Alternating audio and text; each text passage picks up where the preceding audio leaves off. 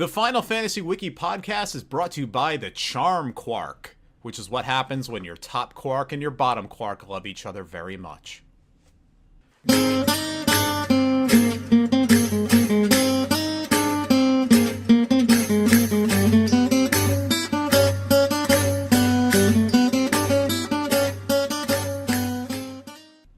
There. I was on the spot, all right? What was that? What? You're not a fan? Fuck you, no. I You mean, put- let's go with it. You put me on the spot, all right? I didn't have anything. It was like, should it be brought to you by your mom? And I'm like, no, that's even more desperate. So let's not do that. It is much worse. Yeah. Let's do that. Brought to you by you in the audience, your mom. Now we've resulted to just insulting people for no reason. You, who's listening. Why are you doing that? You jerk. Have we lost the plot already? Yes. Okay, alright. So, this is the Final Fantasy Wiki Podcast. It is a monthly podcast about Final Fantasy and Final Fantasy related media. And I'm Blue-nobliterator. Who goes next? SomeHighwind. Oh, there you go. Okay. TechnoColorMage. Hello.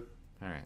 So, it's SomeHighwind and TechnoColorMage and Blue-nobliterator.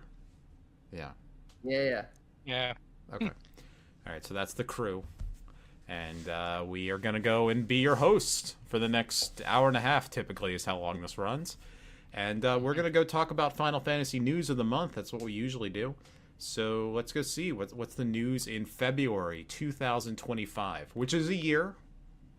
You know, it's hard to believe that 2025 exists. It's like a real thing, but yep, it seems to exist. So let's go see. What's the first thing I have for February? I think we already talked about that in the last month. There's a Final Fantasy VII Rebirth collaboration event coming to Ever Crisis. Or did I already talk about this? No, this is January. Forget that one. No, that's boring. No one cares about that. February. What even is this? Oh, Final Fantasy XIV, patch 7.2. Seekers of Eternity. It's coming out Right, late yeah, March. Yep, that was announced this month, coming out March. It's almost certainly March 25, and yeah, it's a patch. There's story. They're fixing up some old PvP stuff. There is a fight against what appears to be Robot Beatrix. Oh, okay. Is there a Robot Steiner? We sort of already had the equivalent of Robot Steiner in Dawn Trail. You know what? You're right, actually. Now you Yeah. bring it up. Yeah. Also, we're going to like build a moon colony Oh, or something. okay. And also there's the introduction of this expansion's new Eureka-like area, like the really big area where you just kind of roam around, fight stuff, have completely overpowered new battle systems, and then build your relic for the expansion. Because Okay, I am looking at the Seekers of Eternity, which I want to call Pillars of Eternity, but I will not, art. And I see Wu Clamat and other people, and what looks like just, like, a person, like just an anime character with long bangs. Not sure who they are. They have a band-aid on their neck. yeah, we don't know half of these guys either. Okay. And I think that's Spiel? Sveen. Sveen. Okay. Seal. No. Yeah. Yeah, I don't like her, if you remember your lore. And this, this looks like it's in that Solution 9 place. Yeah. Is what the art's kind of looks like.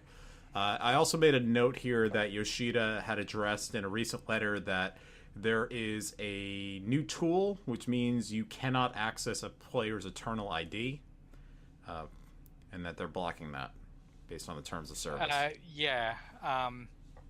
That was a whole clusterfuck in and of itself. Probably the only time I've seen a modding scandal get so out of hand that even GitHub is like, no, we're not doing this. Fuck off. We're deleting the files from this off our server. We don't want to deal with this shit. So it was like a hack where you can go and get a player's like individual ID, and then you could go and steal their identity. I assume. Well, I mean, there's not really much you can steal. You can sort of link all of their characters together and stuff, but basically what happened is in Dawntrail they revamped how the blacklist works so that when you block someone, you basically delete their entire account from your personal view, like you don't see any of their characters anymore. But to do that, they had to expose the ID that they block with, and while usually when you add something to the blacklist, it just adds the character name that you specifically blocked, someone made it so you could see their account name, which is no bueno. Yeah, okay. But you still can block entire characters, like players. Yeah. Okay. Yeah. It never occurred to me, but yes, I guess it does make sense that if you're playing an MMO, you would want to be able to block people. It is just basically an internet chat room that's also a video game happening. Mm-hmm. And that's how old I am. I use the word chat room. Yep. The boomer energy just radiating in like stink lines off of me. Do you have any other big notes about Seekers of Eternity, not Pillars of Eternity? Okay, well, what did I go over? Like new story, the general side quest, the general new tier. You got to seek that eternity. Yeah. Oh yeah, there was of course, because this is the even numbered patch, we're getting a new tier of the main raid, which is the furry WWE. Furry WWE. Okay. Yeah. Also, it looks like at some point during this we're fighting a boy band or something. I don't fucking know what the images they're showing us are supposed to mean. A furry WWE really does give the term Nature Boy a completely different dimension, I guess. That's one for you Ric Flair fans. SomeColorMage, can you go woo for me? But the way Ric Flair does. Woo! No, you gotta do the Ric Flair I don't know how Ric Flair does it. TechnoColorMage, can you give me a Ric Flair woo? I don't know even who Ric Flair is. Okay. I cannot do a Ric Flair woo, so I will not attempt it. So, all you people at home, you're not getting a Ric Flair woo. Just so you know. Oh, a retired professional wrestler. Yeah, I never watched wrestling. Neither did I. You just know things through osmosis. Big Republican guy. One other thing to worry about, but yeah. If you're in the WWE in the 80s, odds are your politics are pretty bad. Yeah. Not to prejudge you, President Hulk Hogan, who will be president in 2028. That's not. Alright, so I think we could move on from Final Fantasy XIV. We'll have more to say, I guess, in March. Yep. Lousy smarch weather. So, Yasumi Matsuno, who directed many things, including Vagrant Story, decided to go and show on Twitter Twitter still exists, an early unused draft of a main character fashioned after Luke Perry's character Dylan McKay from Beverly Hills 90210. And this is clearly a Yoshida artwork, the other Yoshida, not Yoshi P. And that looks like Luke Perry from 90210, just wearing a leather shirt, a leather jacket, no shirt, maybe an organization member, who's to say. Looks like he's from Final Fantasy Tactics, not Vagrant Story, but yeah. If you ever wanted to see a 90210 character in Yoshida style, go look that up. So Final Fantasy is coming to Magic the Gathering once again. Right. Yep. I have a friend who's very excited about this and shared this link. It's like, you want to go buy some Magic the Gathering cards? And I said, no. No, they're fucking expensive. Under no circumstances would I want to. But apparently, and I'm going to use my friend's the message he sent, that apparently Cloud can go and work with Captain America. They can legitimately be in the same deck, and it actually makes sense. An equipment-based deck. Those terms must mean something to somebody, but you know. All right. There are certain things I am just deliberately ignorant of, and Magic the Gathering is one of them. I'm not saying I'm above it. I'm just saying that there's only so much space in the world, and I want to know more about the Battle of Stalingrad, so I don't get to learn about Magic the Gathering. I think we already talked about the cards that they revealed, so I see like there's Cloud X Soldier, and I think they might have shown more. Yeah. But, yeah, I mean, there's apparently a lot of excitement there because there's a lot of passionate Final Fantasy fans in the building, said somebody. Senior game designer Daniel Holt. I believe Magic the Gathering is owned... Funny, so. Isn't that owned by Wizards of the Coast? Yeah. I believe we might have talked about this before.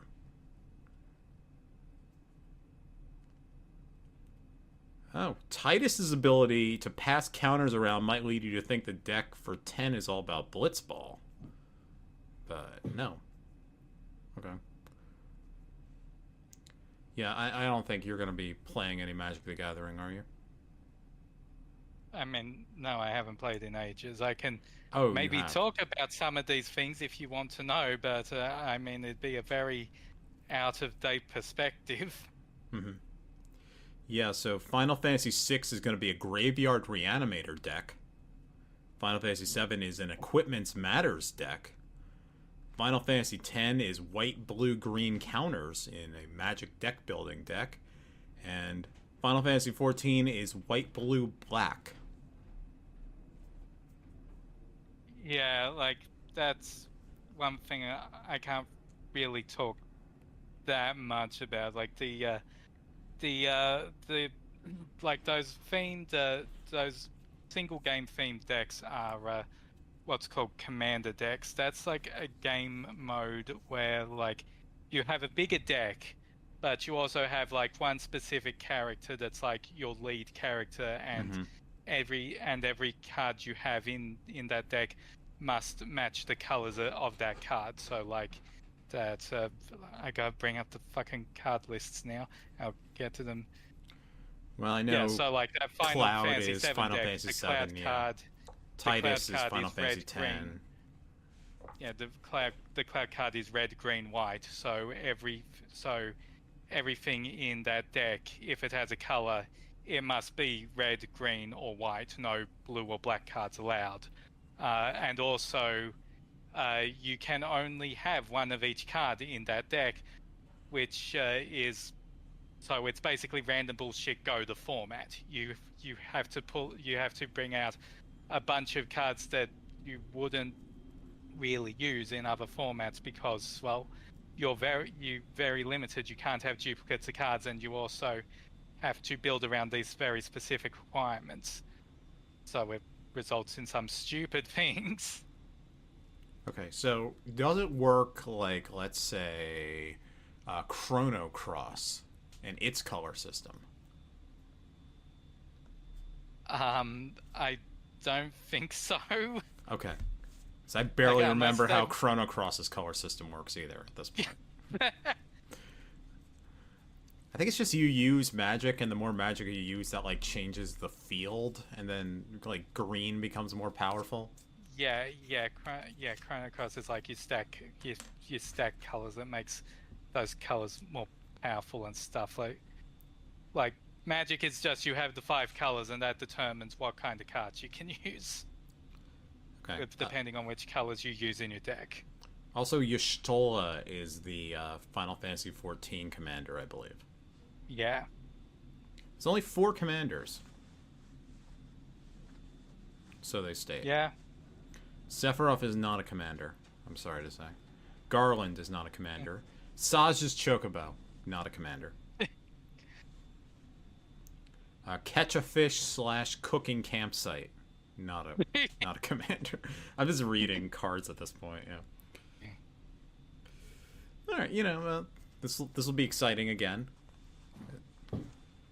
So I guess we can move on from that. So that's our Magic the Gathering news. Final Fantasy VII Rebirth has come out on PC and is doing extremely well. Seems to be the story. Like, doing really well. Shot to number 3 on the charts with its Steam debut in the US as of February 23rd, as reported by IGN. We were already, I think, talking about how it was doing decently on Steam, but man, is it doing great on Steam right now. So, for anybody who says that 7 Rebirth was a bomb, no, seems to be doing really good, and they should have just released it on Steam originally. Otherwise, that whole storyline of the game failing would not have happened. And then that would have been months and months of podcasts that we wouldn't have been able to do. Think about the conversations we couldn't have had. Sorry, Techno. I was going to say, like, the PC is the perfect platform for an RPG, to be honest. Like, it feels like a lot of people who play RPGs are on PC, right? And I know the game is coming to, well, they haven't confirmed it yet, but it's probably coming to Switch and the Xbox as well. It's in Switch 2, right? That might be another bump up in sales, but yeah, I mean, I know. I feel like it'd be funny if it came to Switch 2 but not Xbox, because God, Xbox sales have fallen through the fucking floor. Nobody plays anything on Xbox anymore, apparently. That seems to be the news coming out. Yeah, the Xbox audience have basically been trained to only play games on Game Pass, so there's no sales anymore. I feel like Xbox at this point is in the position where, like, well, actually, where Xbox was originally, like in the first generation of Xbox, where they just pretty much bailed on Xbox original and then went straight to 360 in 2005. Like, well, I was a kid, so it seemed like the original Xbox was around forever, but no, it was around for like 3 years, and then they're like, no, pulled, we're moving on. We got to jumpstart this next generation. But I don't think they're doing that this year, because this year is the year of Switch 2. Yeah. By the way, I do know some juicy details about an upcoming game that may or may not be on Switch 2, but I will not leak that information here. But I'm looking forward to the discourse. It's going to be brutal. People will die. People are going to lose people will lose limbs. But I will not reveal what that is. You may find out in like 2 months, because the Switch 2 stuff will come out, so yeah. Right, yeah, that happens at the start of April. Mm-hmm. Yeah, I mean, I'm personally very happy that the game's doing well now. Right, I will say, I always underestimated how well a PC port would actually improve sales of the game. So it's entirely possible that just the gaming landscape has just changed a lot, and PC's a lot bigger of a platform than it ever used to be. So, yeah, so hopefully Final Fantasy VII Revengeance comes out on PlayStation and PC at the same time. It almost certainly will at this point, because, like, Sony doesn't got the pull to even... Is Sony even going to release a game this year on the way things are going? They don't... They're not in a position to go and dictate the market the way they might have been able to, or thought that they were able to. I think they might be aiming to get Fair Games out this year. Remember Fair Games? What's Fair Games? I don't remember that. We're getting not The Last of Us, the other one, the biking one. Days Gone. We're getting Days Gone remastered. God. No offense to anyone at Ben's studio, but, like,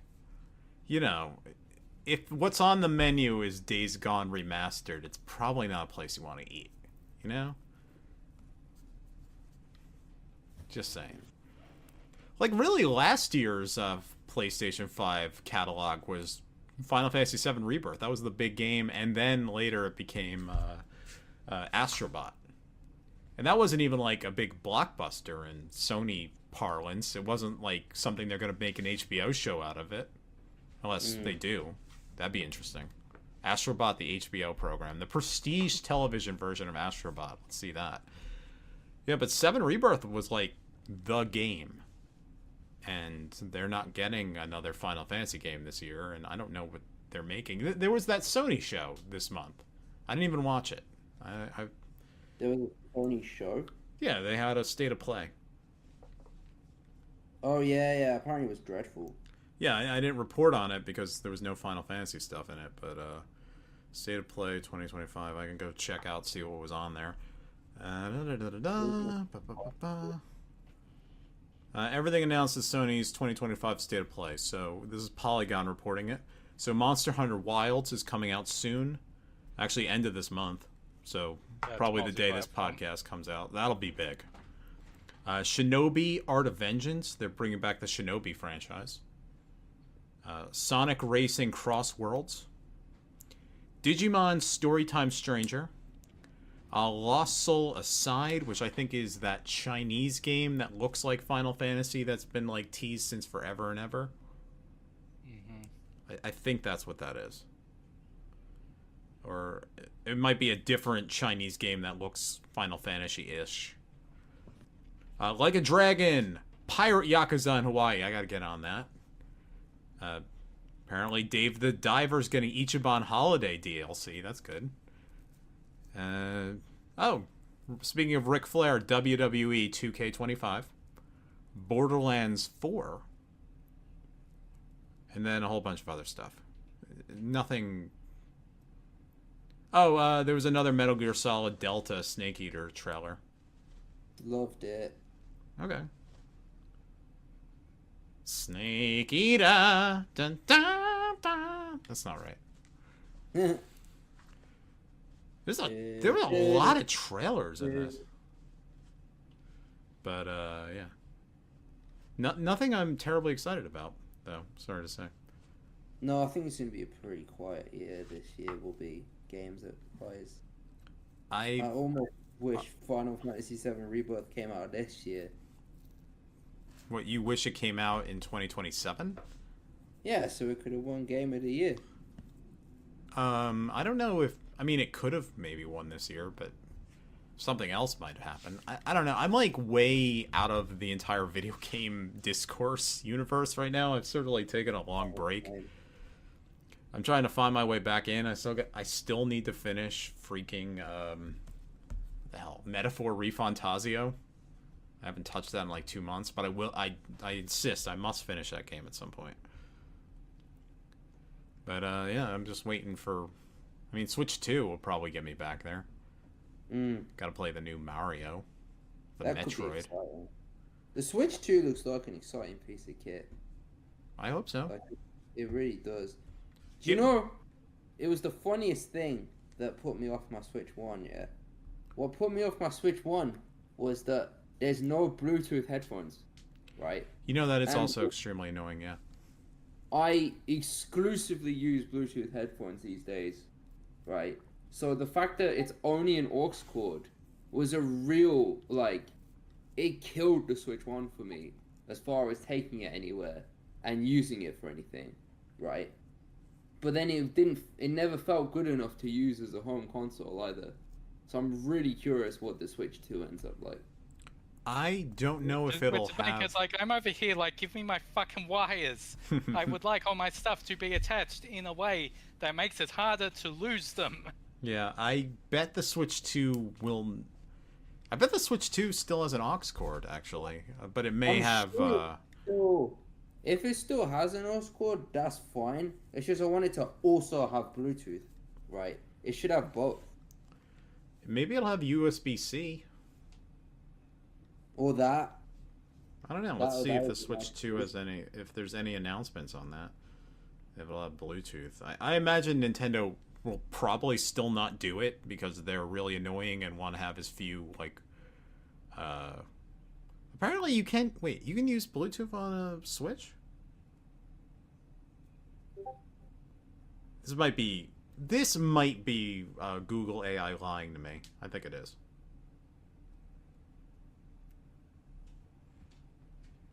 Oh, here we are. Games Radar Plus. 9 years after Apple helped create our Bluetooth nightmare, Nintendo Switch 2 is sticking with a real headphone jack, and I couldn't be happier. So, maybe it won't have that. Sorry, TechnoColorMage. Sorry for what? That it's not going to have... It may not have Bluetooth. Yeah, big shame. It still has headphone jacks. I am currently wearing headphones that has a physical 8mm jack. Right now. So, it's still useful. Yeah, I mean, yeah, because I'm using one physical jack now because I'm using a headset. I'm not going to use a wireless one of those for an important call. Yeah. At work, I use a headset with a USB-C jack now. That's fine. I use Bluetooth for everything. Yeah. I like my Bluetooth headphones, but they are very expensive. So, and also True. headphones you go through pretty regularly because those things just snap eventually. It just happens. And I'm like, am I going to spend like $120 every time I need new headphones? And the answer is invariably no. I will not. These are some Sony Bluetooth headphones I have. They were about like $50, I think. They're not bad. Honestly, better than the more expensive ones I've gotten. We should probably talk about new stuff again. So, do you remember that Crystal Chronicles came out on iOS? Yeah. The remaster that was like most console platforms and also mobile.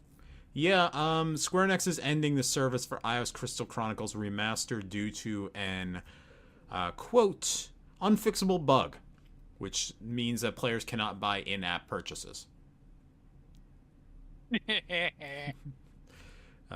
Quote, unquote, after investigating, they are unlikely to resume service for the game. So, if you purchase these in-game items in January 2024 or later, you can request a refund for Apple support by August 31st, 2025, and you will get your money back. But, yeah. So that's the end of that. You will no longer be able to play that game because they just don't have the manpower to fix a bug. And the last news story is that we're getting a Nier Series 15th Anniversary live broadcast, which will... include mini live performances and have merchandise talk, and will almost certainly not be an announcement for Nier 3 or Drakengard 4. That'll be happening on April 19th. Please lower your expectations. Alrighty? That's the news. Unless there's some news I'm unaware of, but that's all the news I have.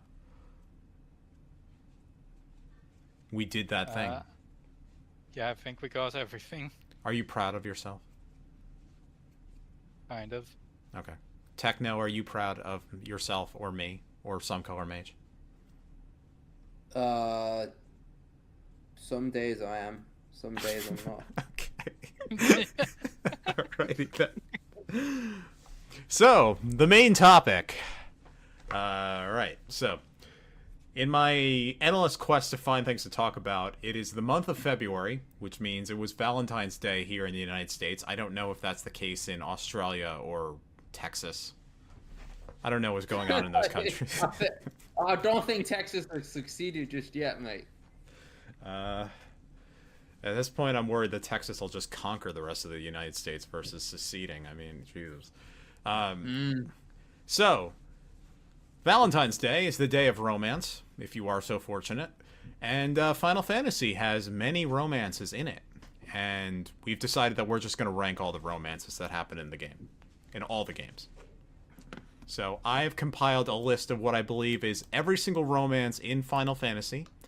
And my definition of romance is limited by it must actually be a romance that develops, which means these are characters who are not together at the beginning and are together later, or get very close to being together. It must have some sort of development. So if you are married, like say Sid Kramer and Edea, I'm not counting that as a romance because nothing happens really. Like there's not really a romantic scene.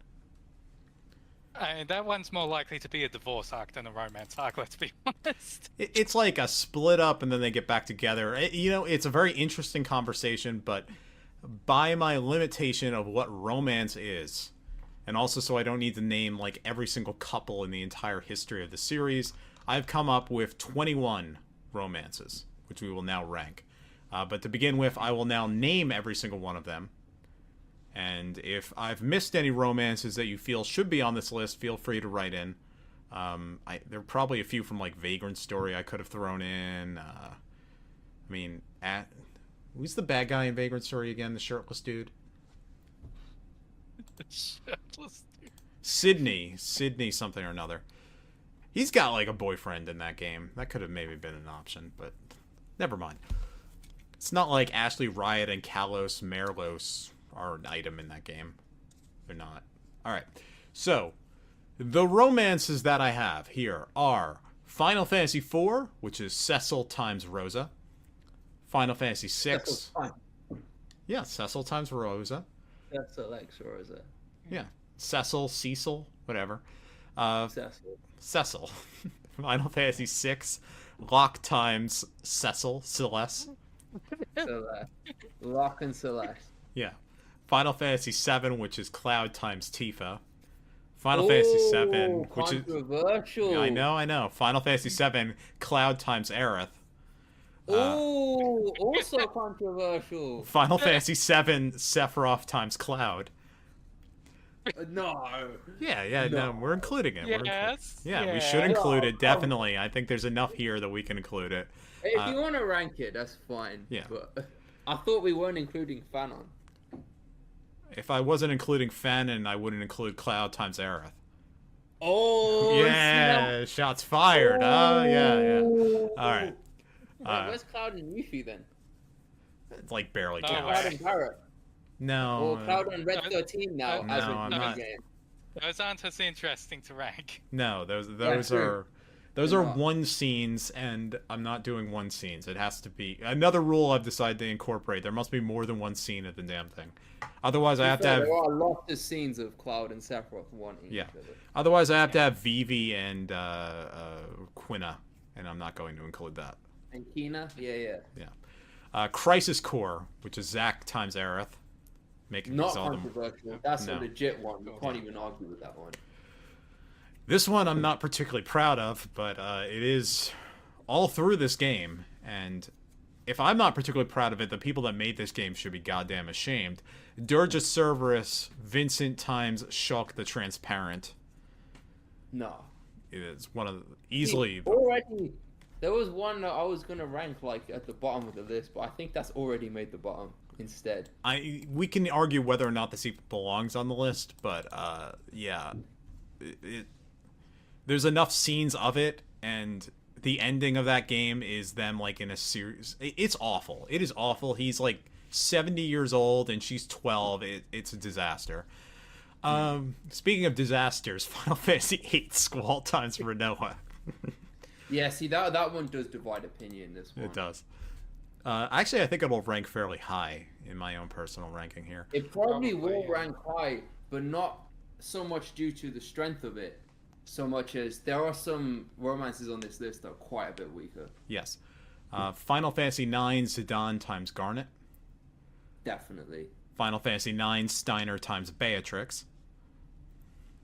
A callback to earlier in the episode. Yeah. Final Fantasy X Titus times Yuna, of course. Titus times Yuna. Titus times Yuna. Titus. Titus times Yuna. Titus times Yuna. Yeetus. Final Fantasy X. Waka times Lulu. It's there. It's definitely one. Yeah, 100% counts. Yeah. Final Fantasy 13 Fangs times Vanille. Is that confirmed? It might as well be, yeah. Or not, it obviously is. Yeah, extremely is. Wait, so you are missing one actually. What am I missing? There's Fang and Vanille, but there's also Sarah and Snow. I'm not counting that because they're already together at the beginning of the game. Oh, were they actually married? I thought it was just like Well, no, they start engaged, but Yeah. like, Oh, yeah, okay. If Well, we're not counting fiancés, you then fair know, enough. there is an entire romance flashback scene of them together, and they're at like the theme park, and there's all the espers there and stuff. But they're like so barely. Oh, wait a second. Actually, scratch that. Forget that whole thing. That I won't count as a romance. How about oh god, Final Fantasy 13-2. What's that chuckle fuck's name? The guy that the guy Noel times Yule. you'll, yeah. Oh, that's going near the bottom. Yeah, I think we have to include that on the list, don't we? So it's now 22. I'll throw it in there. Ugh, yeah. There's enough of that there. Final Fantasy 13, Noel times Yule. Ugh, just one more thing to rank. Alright, then. I hate Final Fantasy 13-2 so much now that I'm remembering these friggin' characters. Final Fantasy 14, Rhine times Gaia. I've checked with the experts. Apparently it counts. Final Fantasy 14, Xenos times Warrior of Light. The experts tell me that it needs to be on the list. I didn't put it there. I did put that there. Final Fantasy 15, Noctis times Lunafreya. Final Fantasy 16, Clive times Jill. Yep. Final Fantasy Tactics, Delita times Ovelia. Princess Ovelia. This may rank very low considering how that one ends up. Speaking of divorces, Final Fantasy Tactics, Delita times Ramza. Specifically the PlayStation Portable version, which lays it on pretty thick. Final Fantasy Type 0, Machina times Rem, which I had forgotten even happened, but it does seem like... I don't think anyone has anything to say about that one. And Spirits Within, everyone's favorite movie, Gray times Aki. Oh, see, I wouldn't be able to rank this, except we just watched it. We did just watch that movie. All right. It was not fun. No, and one of the worst parts about it is the romance in that movie. So, I forgot there even was a romance. I am going to say that right off the bat, we can probably put Spirits Within right at the bottom. So I'm going to go put that as 22 because that was terrible. Yeah. Those two characters, they have... I will say it's a mid-off between that and Vincent X Shulky, because that's probably worse. You know, that is worse, yeah. I will put that... Like, the thing is, if Grey and Aki is an F, then, Dirge of Cerberus' whatever does not even count as an F. Yeah, alright, so I will put Gray and Aki at the bottom and Dirge of Cerberus at the below the bottom, because, Dirge of Cerberus is a fucking nightmare. So, alright, so Shulk the Transparent has the soul of Lucrezia, Sephiroth's mother, in her, which she downloaded the soul off the internet. That's how that works. By the way, the main villain has Hojo's soul inside of him, which he also downloaded off the internet. It is never gonna make sense to me how Nojima is able to write such brilliant stories and then write fucking Dirge of Cerberus and Final Fantasy X-3. Like, how can this guy go from making actual garbage to making, like, brilliance? He's the most inconsistent writer I've ever seen. You know what? I think every writer's like that. All you have to do is, take a proper look at another Nojima written game, Stranger Paradise Final Fantasy Origin, and realize that sometimes complete garbage and brilliance are the same thing. Yeah.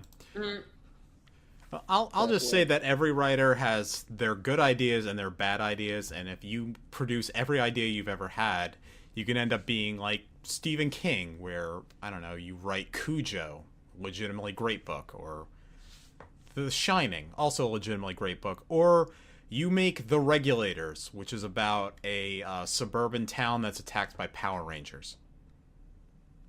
That sounds like it should rule. No, it's god-awful, actually. The Power Rangers are controlled by a disabled young child, and Stephen King is not good with those themes, let's say. Anyway, Final Fantasy romances. So, let's see.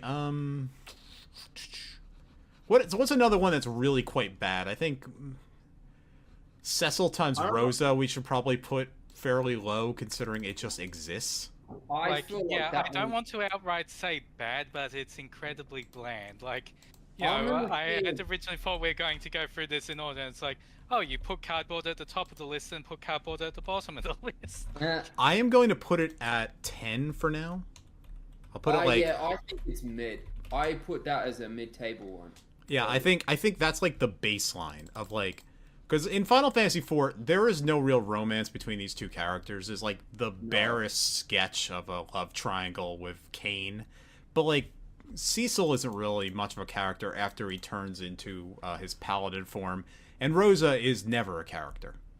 No, Rosa, Rosa is almost the standard for poorly written female characters, right? As much as I hate to say that, she's really uninteresting. Right. She's little cardboard. character She's basically there as a plot device. She Pretty exists. much. Like, you know, Final Fantasy IV was, you know, the first attempt in the series at proper character motivations, but you know that doesn't mean it hit everyone. We are mainly looking at the story through the perspective of Cecil and Kain, really, so they get the most thought put into them. Exactly. And the rest of them, well, usually there's something there, but for pretty much everything except for like the start of the final dungeon, Rosa is basically required to be a passive actor throughout the entirety of it. Things happen to her instead of her doing things. Yep. Yeah, I think that's a perfect summary, mate. Like, I Yeah. think it's bland, but it's not outright bad compared to some on the list, like the two we've already mentioned, that are outright bad. Yeah, Yeah, Gray, like, I can- Gray and Aki like, in Spirits Within are deeply annoying. Their scenes On are the- awful. Yeah, like On there the is at subject least of- one more on the list that I can just classify as actively bad right now. Oh, go on. Nolan Duel. Yep. Yeah. Look, I Yeah, will be completely blunt. Sarah and Noel have better chemistry than they do with their canon love interests. It's true. It actually is true, yeah. And Yule is also basically not a character in that game. So those are the three romances in the relegation places. Right. I put Machina and Realm in the relegation place as well, because I don't remember that romance happened, and I don't remember liking either one of those characters. Yep. Yeah. So that Same, can go at 19. same. I think that's fair. It's already in 19, so I don't even need to move it. There we go. Yeah. So with Machina and Rem, like, I feel like there's some good stuff in Type 0, don't get me wrong. I don't feel like that's one of it. So that's not us dissing that game or the story.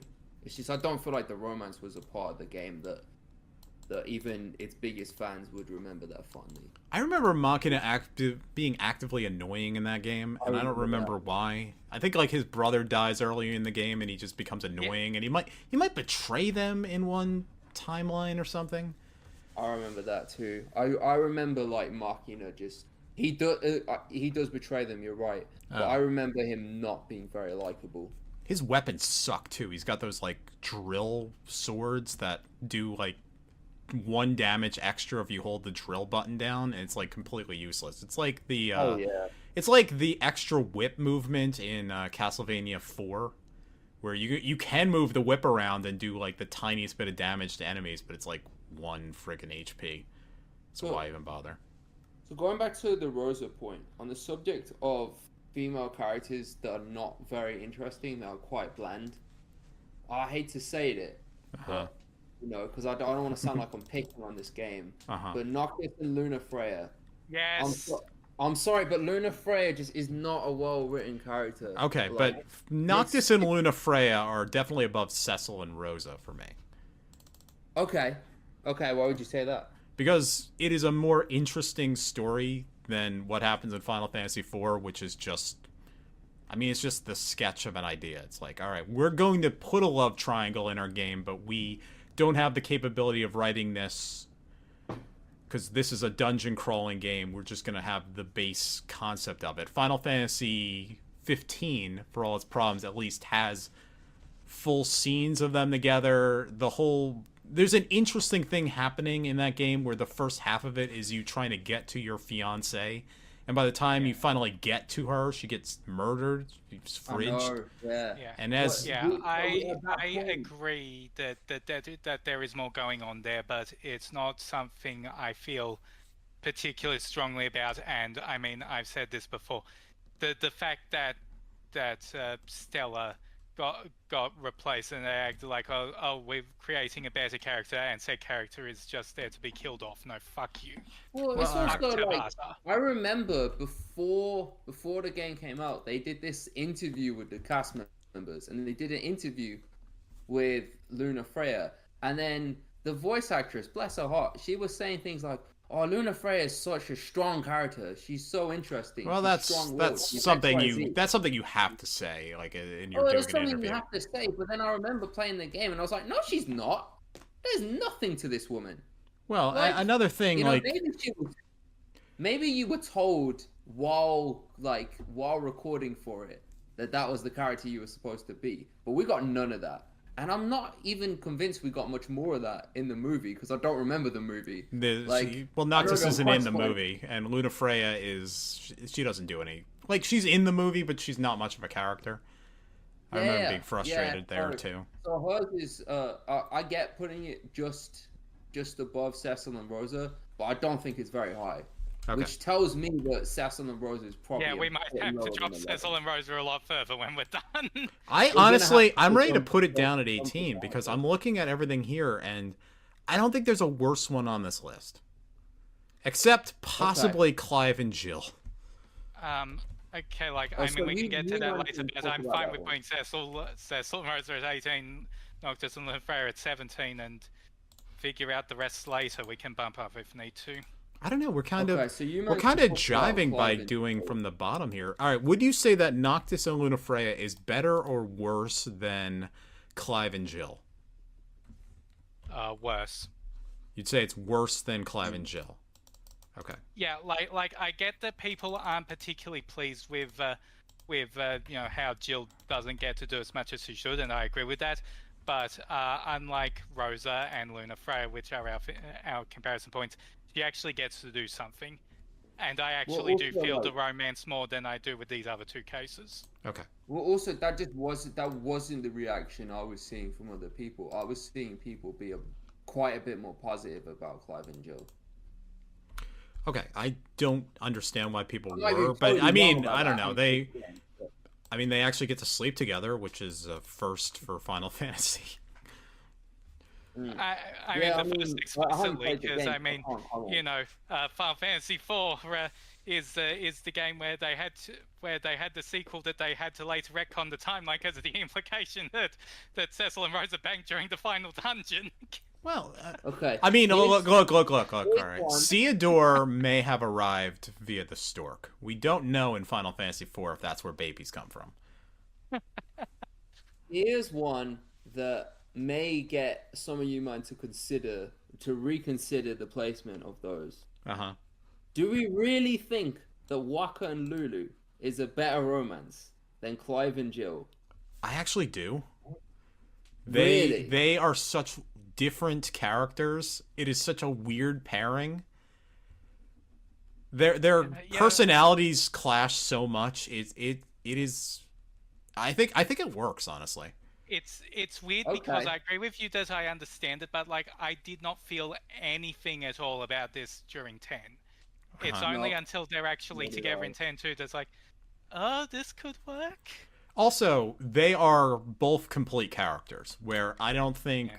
I think most of the lists so far have been either romances that are actively terrible, like Vincent and Shulk. Or actively underbaked, yeah. Yeah, or they're characters they're female characters that are just not written, like... So roughly where are we ranking that one? Waka 15? And Lulu, I'll put that, towards the bottom for now. I don't think we have an exact placement yet. Yeah, we need to think if anything left here is worse than that. Alright, I am curious about the Final Fantasy 14 ones. Same. Okay, well, Xenos and Wall I would classify more as fandom joke than something that's actually serious. Okay. like Xenos does. I'm not sure if whatever the hell is wrong with Xenos' head allows him to be in love with anyone, frankly. Although at the same time, he does chase you to the end of the universe just so he can get one last fight against you, which, yes, that is a very loving gesture. Literally the most romantic thing I've ever heard in my life. Yeah.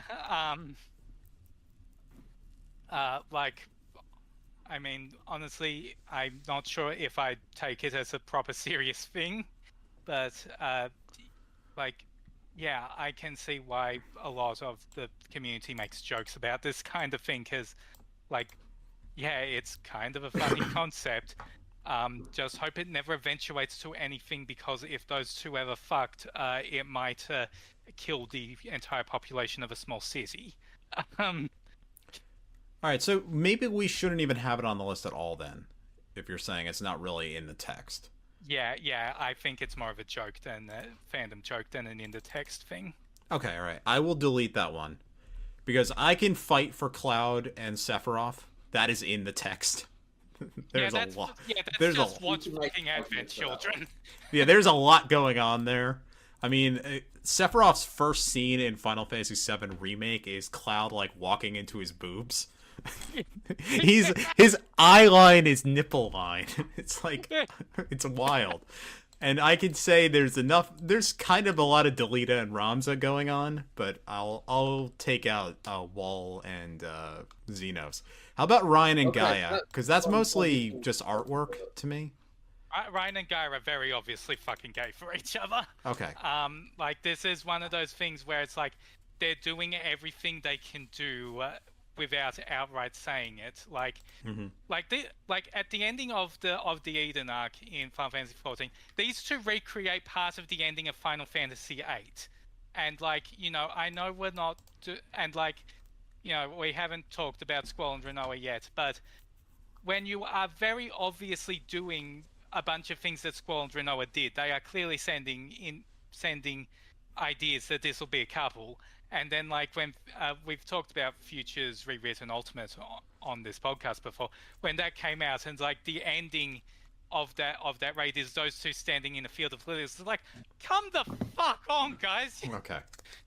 This is like one of the, like, yeah, this is 14 is in general a surprisingly chaste game. Like, they'll do stuff that's like very sexy and racy, but no actual romance. But like, Ryan and Guy have so many sort of hints towards that it's hard to not see them as a couple.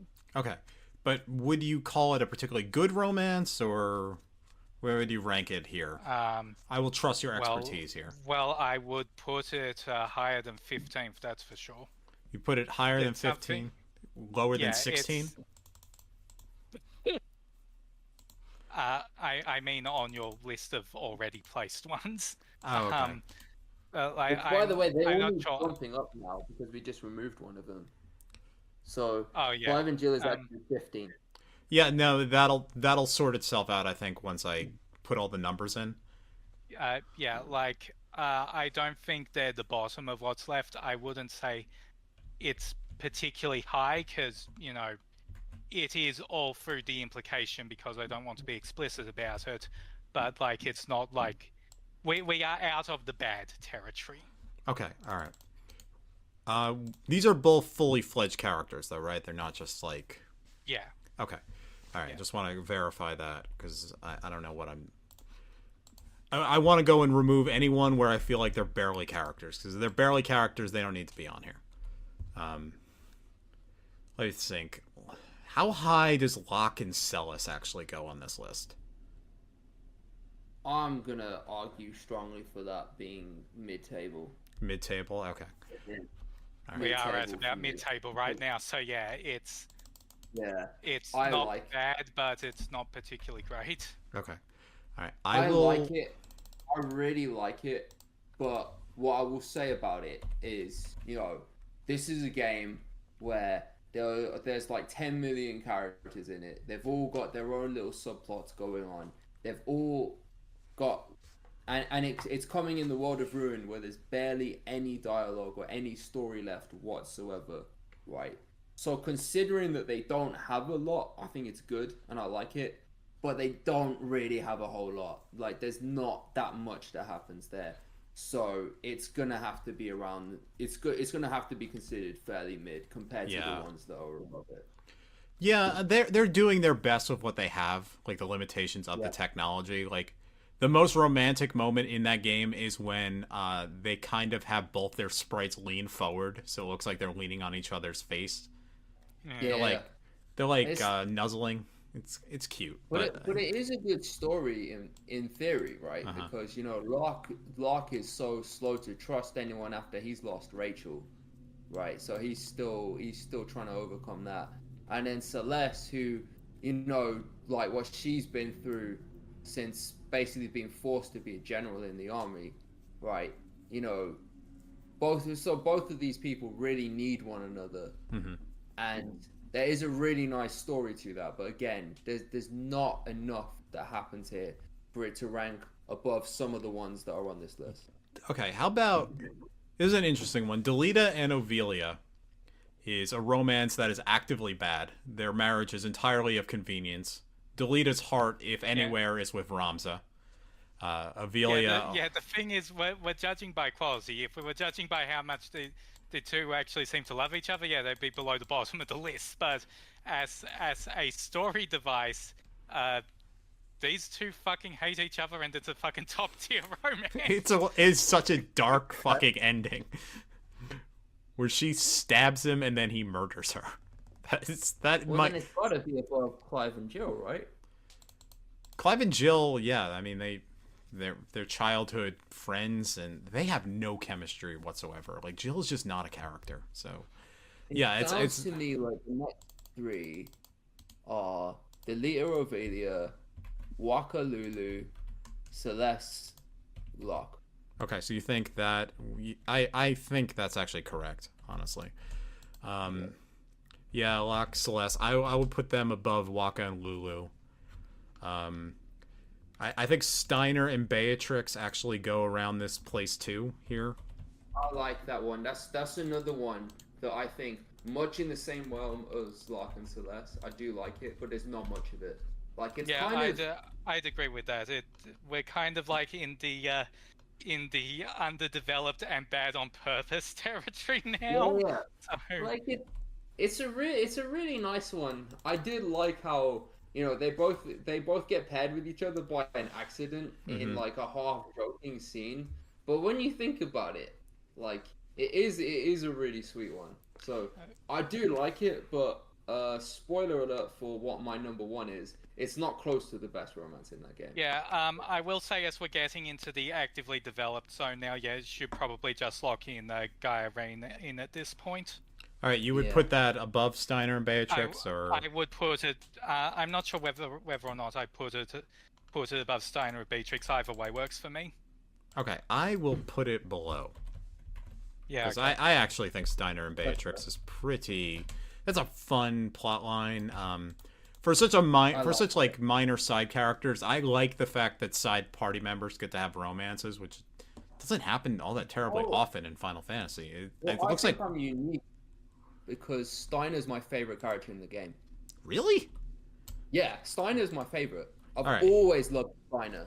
Okay. Right, and this is a game with such brilliant characters in it. It's got Zidane in it. It's got Vivi in it. Those tend to be everyone's favorites. My second favorite is Garnet. I don't know many people would have heard that high, right? But I always love Steiner. Like, I love his character arc. I love how funny he is, but also how sincere he is. Like, for me, he's my favorite character. For me, Steiner is Waka done properly.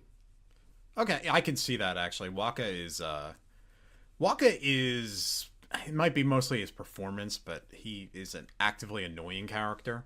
Where Steiner, even though he does make that one metal rustling sound effect throughout the entire game, and it never stops, on an endless loop, that one sound effect they play over and over again. I think they call him Rusty at certain points, but yeah, they do. There's some really great comedy there, and Beatrix is one of the best characters in that game, and we wish we had more of her. Yes. All right, so I think we've locked in basically everything under our top 10, even though there's only how many 9 remaining. So at some point I must have lost a couple, but if we don't remember them, they're not that important. So, all right. Okay, so Delita and Ramza can probably go at the bottom of this. It's kind of already there. Because, all right, they are childhood friends. They are torn apart. Their romance scenes are mostly in the PlayStation Portable cutscenes. And it's never made explicit. It's just like, the way it's performed is... They're going for high romance in those scenes. Yeah, it does come across that way, doesn't it? Yeah. But I think it's fair to put it next and no higher. Yeah. The fact that the romance never is consummated is kind of a negative for it. Okay, so next one, right? I know you're gonna argue for Sephiroth and Cloud being higher, but come on, there's some steep competition up there.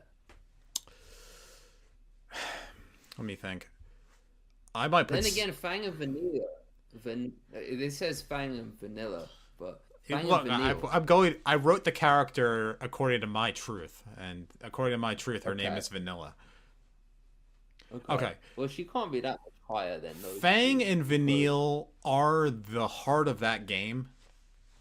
Okay. They are effectively the main characters, but I also don't think you're all that terribly wrong, because when you get right down to it, it's not all that different than Waka and Lulu.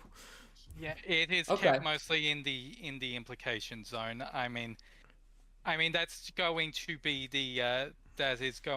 the problem with any gay relationship in this list, because they didn't explicitly say that for any gay relationship until 16. Yeah. So. Well, what I read was that Fang was gonna be a male character at first, right? But then they obviously rewrote her as female, and then presumably just kind of left the romance in there. But I guess, like, kind of downplayed it, because you got to remember, this was it the 2010s when this came out? Early 2010s? Literally 2010, I believe, is when it came out. Right, and that was when, media was, like, starting to, like, dip their toes into it, like, oh, okay, we're going to have Korra and Asami, like, implied to be in love, but not any more than that, even though... we'd do it if Nickelodeon would let us get away with it, kind of thing. Like, they were, like, slightly getting there, but they really weren't there yet back then. So adult media had fully embraced queer themes by that point, like television, things like that, but more childhood media, no, you had to play it a certain way until, like, Steven Universe. And then I feel like we've already gone the wrong direction. So, great. We had one gay wedding on Cartoon Network, and we may never have another one. And Final Fantasy fits more within, like, I guess, teenage media or whatever. So, I mean, YA still, like, there's only so much they can do with it. So, considering that, they probably did a good job. Again, I don't remember this game. I need to replay it. There's probably only so much they could do with this one. So, considering that, by the sounds of what you've both said, it's probably like, this is probably as high as it gets. This is probably, you know what, because I actively dislike Vanille. She's such an annoying character. That's what I remember. I know her persona is, like, in some ways a front, and that's like, there's a hidden darkness behind it, and there's a whole other thing, and there's people who respect Final Fantasy 13 can make a very good argument for why this should be higher. But I am not one of those people. I respect Final Fantasy 13 to a limit. I'm not making that argument as to why it should be higher. It's we are in the tier of, oh, this is pretty much entirely by implication. This is entirely by implication. I can kind of give it points for some funny things resulting from it because of both scared translators and just the general change resulting in some really funny, oh come on now scenes. Like you gotta remember when Fang is starting to probably introduce herself to the rest of the party, one of the first things she does is get a look at Lightning's tits. I mean, the ending of that game. The ending of that game is them sacrificing themselves so they become a naked crystal character that's fused together, and it's their naked bodies intertwined. Yes, it is like the most blatant implications there. But yeah, we we're kind of gotta leave that behind. We're now in what's left are things that you can make an actual serious argument for, and they completely fucking work, and you're not really stretching things. Even if one of the things left in here might be more one way than the rest of them, but yeah, we are. Okay. Okay. I have. All right. I think I know what the next one on the list is. Yes. And I wanna hear in 1, 2, 3 if people disagree with me. Mm-hmm. Okay. 1, 2, 3. Squall and Renoa. I actually disagree. Really? Yeah. Okay. I was gonna say Zack and Aerith would be next on this list for me. Oh, see, I rate that one. Interesting. I like that one. I do like that one. Because... Alright, so you make the case for Squall and Renoa being higher, and I'll make the case for Zack and Aerith being higher. Squall and Renoa are basically that entire game again. Final Fantasy VIII is the most romance of any of these Final Fantasy games. Squall, as a character, is dragged out by his teeth, effectively, to be together with Renoa. That is the game that puts the most amount of effort into its romance, maybe besides Final Fantasy X. So I think by just the sheer amount of it, it belongs higher. Renoa, though, as a character, is kind of the sticking point. Well, that's not really... My big sticking point with that one is more that at least, you know, there are people who really love this game, so I'm going to get that out of the way. And I'm not, you know, I'm not trying to dish your game or anything like that. But at least how I felt about it, right, when I was playing it, it felt so, like, unnatural to me. You're right, because there's that point when Renoa's off in space, and then Squall's like, we have to get Renoa back. We have to do everything for Renoa. I'd die for you. I would kill for you. And then he finds her, and then she hugs him, and then he suddenly goes back to seeming completely uninterested and bored the whole time and doesn't want to be around her. And I'm like, what the fuck is going on? Like, but maybe that, you know, maybe some, like, I'm sure if we had a comment section, someone would be down in the comments telling me how I misinterpreted that scene. But at least how I took it, that seems so weird to me. I do wonder how much of this is a translation issue, because the translation of it can be really weird at points. Oh, that's true. That's a good point. I will say there are a lot of scenes of the entire party pushing that ship, basically, like literally pushing the ship, and Squall is just emotionally unprepared for this, is probably the main way of looking at it. And it's like, maybe a better game would be like, yeah, Squall is not ready for this, so let's not push it upon him. But then, you know, it's a movie in a certain way. It has to end with a big kiss, though. I think it ends on just a hug.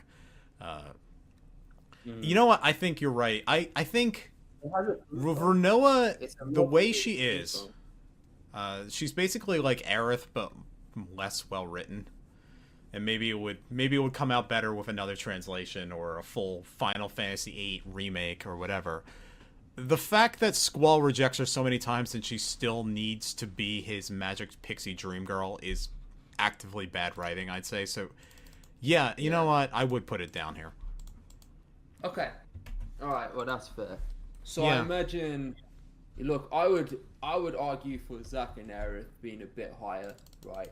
I'll make my case, and if I fail to make my case, it can be the next one, right? So, my case for Zack and Aerith, and you see, now I think about it, I remember that, you know, the first version of Crisis Core, I fully played the PSP version mostly for wiki reasons. So the first version I played was Reunion, which I do believe has better voice acting than Crisis Core, the original. But I felt like this was such a strong romance for me, right? Because, you know, you see how Aerith is in Crisis Core, right? She's not yet the Aerith that we see as of Final Fantasy VII, because she gets so much of that from Zack, right? Mm-hmm. You know, so Zack brings Aerith completely out of her shell. We have to remember, Aerith before Final Fantasy VII, she'd been stuck in a lab pretty much her whole life, and her social skills were pretty much gained from like a couple lab partners, kids that she was occasionally allowed to hang around, right? Zack helps Aerith open up. Zack is so sweet to her, right? But he's also so charming to her, right? And you can completely see how she falls for him. You can completely see that. And the fact that she picks up so much of her personality from Zack later on becomes really believable. I think it's written quite well, actually. And I thought there was there's something that 7 Rebirth adds that I thought was so heartbreaking, but so good. It was like, Aerith goes to Zack's house, right? And we, the audience, notice. So Aerith goes to Zack's house, and Zack's parents say to Aerith, like, oh, you know, Zack was crazy about this one girl. We were wondering if you were her. He was absolutely nuts about her. He would write about her all the time. She was all he would ever talk about. And then Aerith's like, nah, I mean, Zack probably had a million other women. Like, you know, a guy like him would be surrounded by women his whole life. But we, the audience, know that's not the case. We, the audience, know that Zack wasn't really much of a ladies' man, you know? Like, so we, the audience, know Zack was completely smitten by her. And, you know, and her parents were right. But she doesn't know that. And to me, like, that adds so much more to the tragedy of Zack's death that I think this is a really underappreciated romance. Okay. But based on the fact you've already put it as 7 suggests that I've failed to... Well, I put it there because I didn't want to lose it. It's not there permanently, and these can still move. Okay. I'm just wondering what goes below this. Can I make my argument? Yeah. Go on. Sephiroth and Cloud. Yes. Here's the thing. You know, I totally, completely agree that there is a lot of sexual tension in their interactions. I agree that maybe the most sexual there. tension of any 2 characters in the entire series. But the actual attraction feels completely one-sided. Sephiroth sounds like he's really into Cloud. Cloud is not. At this point, we are not like ranking a romance per se, but more one creep stalking this guy who has no interest in him. Yeah, exactly. Like, Sephiroth literally says to Cloud, you are my everything. Cloud never fucking says that. It is a really fucking well-written stalker relationship, but we are also kind of ranking romances here. Okay.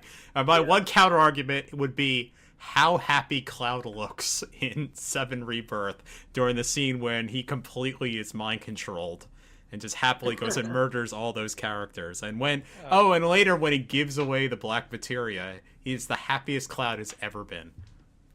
That's true. I did forget about that. But I still think, I'm sorry, I'm still putting Zack and Aerith higher. Okay, I lose that one. I'm fine losing it. Okay, I will put that. I personally would advocate for Zack and Aerith being higher than Tidus and Yuna. But I expect I'm the only one whould argue that. No way on earth am I. Yeah, I do not agree with that at all. No. No, yeah, see, that's fine. I'm gonna completely take the L on that one, right? For me, I don't know, like, the Tidus and Yuna one, my only issue with it is, like, that you as the player can choose to have an affection with someone completely different, right? Yeah, but like, that's, and that would seem so weird to me. Yeah, you know, then the game railroads you into Tidus Yuna anyway. But, like, that game is written... with Tidus and Yuna is 10.2.5. Yeah. Which I don't really want to count against the couple, but it's hard not to. Well, I mean, alright, so Final Fantasy X... Really Final Fantasy X has, like, a romance mechanic, vaguely, but the entire plot of that game is Tidus and Yuna. Like, it is written as heavily as Final Fantasy VIII, Squall and Rinoa. And in that one, those 2 characters actually seem to like each other, and Yuna and Tidus, of maybe all the heterosexual relationships, may have the best chemistry. I might even put that above Zidane and Garnet. I wouldn't. So for me, yeah, like, I'll confess that part of why I'm tempted to put that lower is just because you know, when I first played it, and my opinion has changed a lot. When I first played Final Fantasy X, I couldn't stand Tidus. I could not. Oh, I don't like Tidus at all. I found him annoying. I found him whiny, right? And you know, I didn't have any sympathy for him because you know, everyone had different upbringings, right? So, but for me, I could not imagine saying "I hate you" to my own father, right? I don't. But then again, you know, I can quite easily. I can't.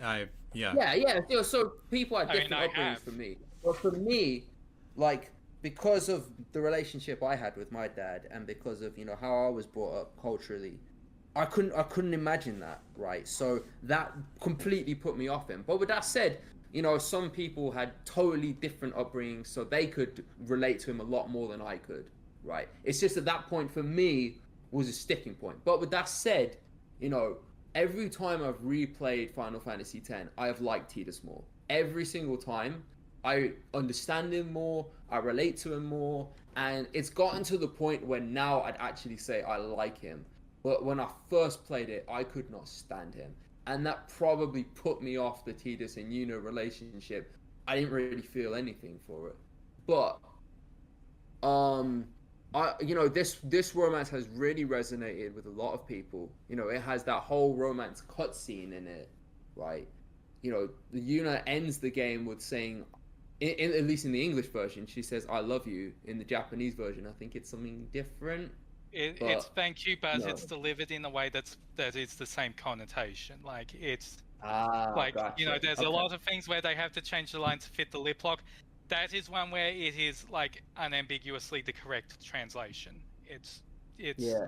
So what I'm saying is, I would rank this below both of the remaining Cloud ones, but I would completely understand someone ranking it above as the number one romance. I could get the argument for someone ranking it higher. I personally wouldn't rank it any higher than this. I'd rank it just, you know, I mean, I've just told you I'd say Zack and Aerith is better, but I can live with it being ranked just above Zack and Aerith. But I personally think Zidane and Garnet is far and away the best romance in the series, right?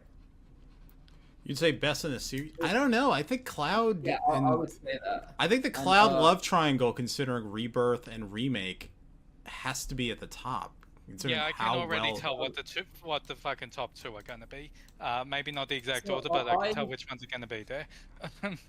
I really want to make a case from Zidane and Garnet, but I've been talking a lot, so I want someone else to go it's first. fine. Zidane and Garnet we are at the point where these are actively good romances. I think all of these are well written. These are characters where they are both male and female characters, where they have chemistry, where the relationship brings something out of both characters, where it is not in some way just wish fulfillment. Though Cloud feels like it's developed naturally. Yes, Cloud and Tifa might be the most wish fulfillment out of all of these, but I think there's enough real people to these things that they all fit together. They are not just plot constructs. They're not romances that are simply there just because it feels like a romance is required for the story. Or like Squall and Renoa is like, yeah, we need a romance at the center of this game because we have this great song. And right. we just don't have the characters that can go and sell a romance this good. They just don't bring much out of each other that way. I mean, Renoa brings more out of Squall than Squall brings out of Renoa. Based on that, I'm tempted to put the two Cloud ones next, and then Zidane and Tidus above both of them. Based on that, right? Because and what I'd say there is, you know, Zidane and Garnet and Tidus and Yuna both have love songs written for them in the game, whereas Cloud and Tifa and Cloud and Aerith don't. But also with the two Cloud ones, there's like a very vocal, vociferous portion of the fan base arguing that either one is illegitimate, doesn't happen, and they have this whole like people will make full video essays on why one or the other is complete bogus, and you can't say that about the Zidane or the Tidus ones. Well, that's kind of the problem with a love triangle that's been written so well. You get people who are behind every edge of it. Yeah. Like, yeah, Yep, and that lots is of my support for Cloud Tifa, counter-argument. lots of support Cloud Aerith, lots of fan art, at least for Tifa and Aerith. Do Yeah. I actively go and reorder things and change it to be Cloud times Tifa times Aerith? Do I make that one romance? No. No? I really want to hear I think we should really discuss which of these two ranks above the other one. Okay, how about Right? this? Because I'm completely, as someone whose favorite character in the whole series is Tifa, I could make an argument either way, genuinely. Like, Okay. I'm most people who rate Tifa as the first will say, no, it's Cloud and Tifa, and it can't be anyone else. But no, I really could see a good argument for Aerith being higher. Okay, I really could. I have think an that would be idea. anyway. I have an idea of how we can streamline this, because we have our top 4 basically, and I'm trying to. I feel like I lost one somewhere along the line, but I can't remember what it is. So For those who are fans of We European deleted- football, these are the We Champions League deleted positions. Xenos from the list. yeah, but I feel like I lost another one, but I'm not sure what it was. It couldn't have been important then. Doesn't matter. I mean, like, Vincent and Shulk was always at 22, and looks like it's counting up as order, so up to 6, and then 4 left. That would take us up to 2. So yeah, that's all of them. Oh, okay, all right. I think that is really good. You're right. Because I'm thinking if there's 6 and there's 4 left, that means there's 2 left over. But it's the way it's being ordered. It's an ordinal. It's not. Yeah, whatever. So, how about this? Why don't we list our top 4s, and then we will organize Okay. based on that. So, Techno, what was your top 4 again? Oh, see, like, personally, my personal top 4 Yeah. is 4 Tidus and Yuna. Uh huh. Oh, it's tough for the 2 Cloud ones. It's so tough. I know. Right. I'm Well- I'm struggling to decide between those 2 myself. Yeah, I don't know, man. I think Tifa just about edges it out for me, and that's only because of where they end up in the rest of the series. Like, it's only because they do start a family together, and all of that, and the whole childhood love romance thing, I think is a really good angle as well, right? But equally, like, Aerith brings so much out of Cloud that he didn't really have before, right? That's true. And yeah. they have such cute date scenes together, especially in the Rebirth one, right? Like, Aerith and Cloud are Squall and Renoa done well. They really are. Yeah. They really are, man. But I think it's so tough. But I'm just gonna Tifa's just gonna about edge it out for me. Okay. Right. So it's gonna be 4 is gonna be Tidus and Yuna. I don't need to reiterate anything I've said there. I do think this is a good one, but it's just for me personally, because Tidus he didn't resonate with me as a character when I first played 10, and so the relationship didn't quite work for me, right? Number 3 is going to be Cloud and Aerith, right? Again, I think these 2 are absolutely adorable together, right? And there's a really beautiful love story here. It's written, in my view, really well, because it's so open to interpretation that this one, just as much as the Tifa one, both work so well, and you as a player get to basically choose a date scene with either of them, right? But with that said, I just about rate the Tifa one a bit higher, especially with, there's a really interesting story as to their upbringing that started with the novel, right, and got expanded upon in Rebirth, about how Tifa she didn't really take much notice of him, but she always found him to be like so interesting, and she came to really admire him later on in life, and how how they ended up back together, but they looked back on their lives and they realized they were always there for one another. But it's not like one's not codependent on the other. They both need one another, if that makes sense. It's not one needs the other one kind of thing. And you know, there's so many people who talk smack on that one scene from 7 original after Tifa becomes the party leader. They're like, oh, well, all she can think of is Cloud. She just wants to run back to Cloud after that. But what they forget is no one knew what they were doing at that point. That every single member of the party on the Highwind says, I don't know where we're going. I don't know what to do now. And Tifa says, well, the only place we can go to is Cloud. You know, he was the only one who steered the ship at all. So we have to go find him, right? And then when they do find one another right after that in Mideel, it's just such a well-written scene. It's such a beautiful scene. And I that just about edges it out for me, right? Okay, so now, would you number put... one... Oh, that wasn't your number one. Oh. My number one is Zidane and Garnet. Far and away. Like, far and away. And I realize, having said that I think I'm the only one with this. My argument for Zidane and Garnet is that this is the first love story in any medium whatsoever, where I was invested in it and I was rooting for them to be together. You know, I grew up like very toxically masculine, very uninterested in any love story in any medium whatsoever. Right? I think the only one I slightly felt something for maybe was Snake and Eva, and that's not a very good relationship. So that just tells you where I was at the time. Like, that tells you how uninterested in love stories in anything was, right? But Zidane and Garnet, for me, like, just the very first scenes of them together, of Zidane being kind of flirty with her and her, like, you know, not rejecting him, but being just like kind of confused because she's never left the palace before, right? She doesn't know what it's like for someone to feel affection for her like that.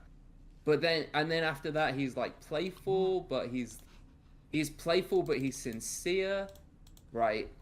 I just, every step, and you know, every time, like, he'll stumble over something, like he'll accidentally, like, there's that one scene where he where he forgets what he said to one other woman, and like he thought he said it to her instead, and she was like, oh, so you're chasing other women, are you? Right? Every scene like that, you just feel so gutted because you so badly want these two to be together and have their happily ever after. There's not one piece of medium that's ever made me feel that way before Final Fantasy IX did. So I passionately argue for this as my number one. I think it's so good. I genuinely think it's the best romance in the series, and it, like, one of the best romances in any video game I've ever played, any TV show I've ever watched, any movie I've ever watched. It's that good for me. I really, really rate this one. But having said that, I realize I'm probably the only one who does rate this as number one. So there's my number one. All right. SomeColorMage, what is your ranking? Okay, we've this discussed is these definitely heavily going to be now. very difficult. Techno actually understood the secret goal of this entire assignment, which was just to talk about romances in Final Fantasy, and the ranking is just an excuse to get there.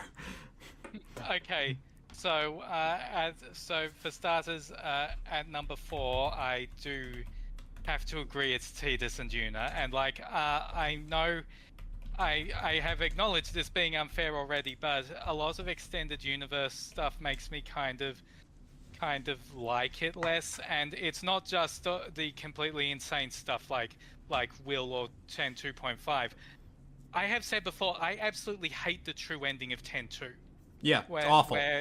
Never should have happened. Like where Yuna, this entire game that's sort of moving on from the past, and Yuna saves the world again, and then just gets basically a redo. She gets everything she ever wanted. I think that is a terrible ending that goes against the themes and makes me want to not have the two together, despite, you know, having played Final Fantasy X and loving this pairing.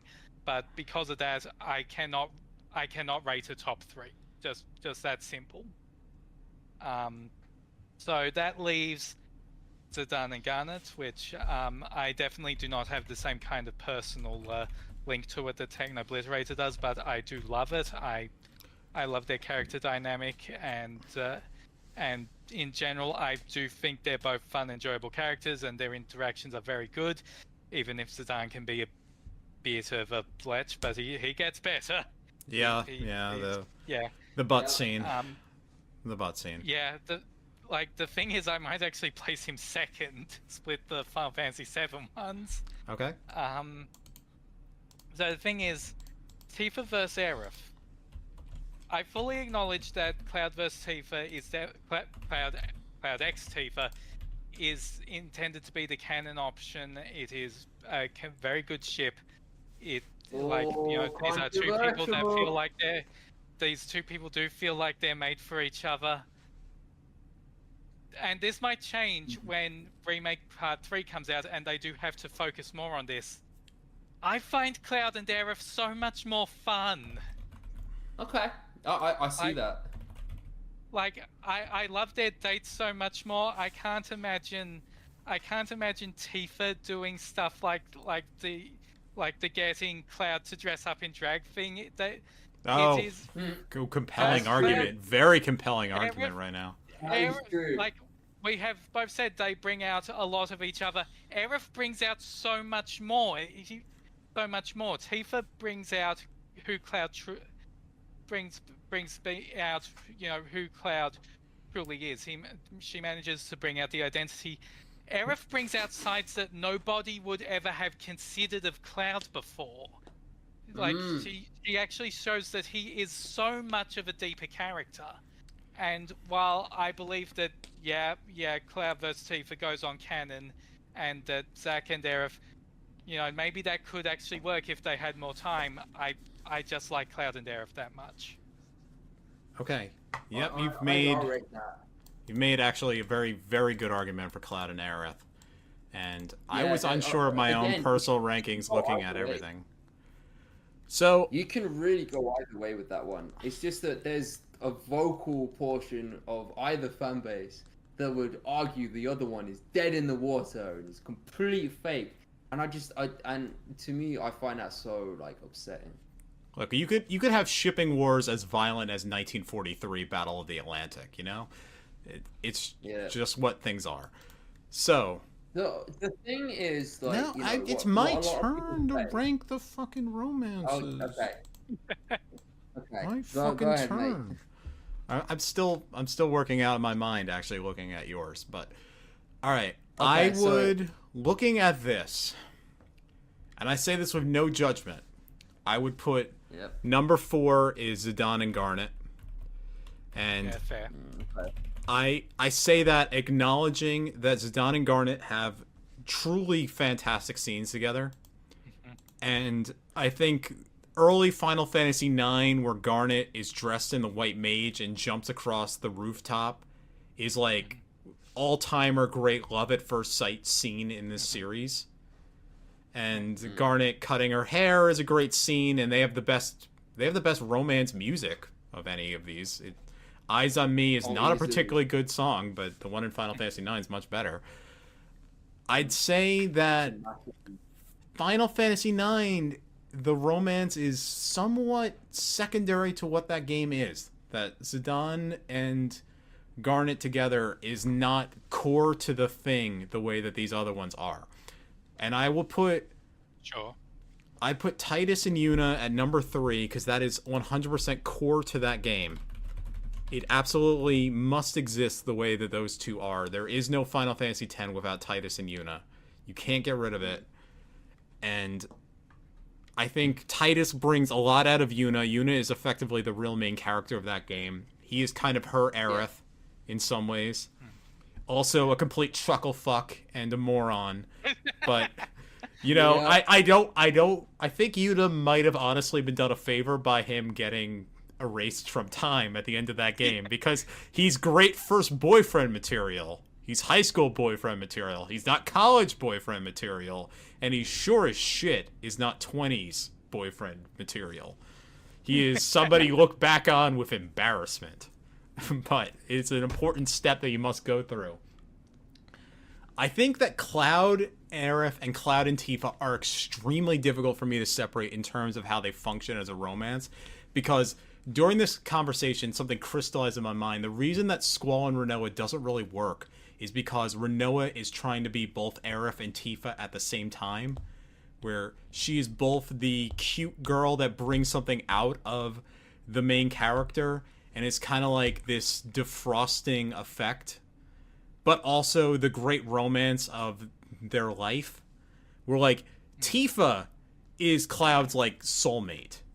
Aerith is the girl that he loses his virginity to and learns a way to actually be able to talk to women and function with them. You know? Yeah.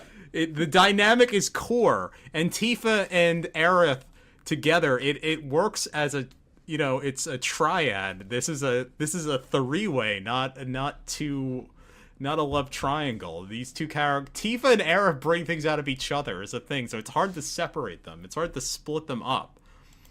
But by my own definition of how I put it, I would have to put Cloud and Tifa above each other, above Cloud and Aerith. Even though Aerith does make Cloud put on the Miss Cloud outfit, which is an all-timer great scene in that thing.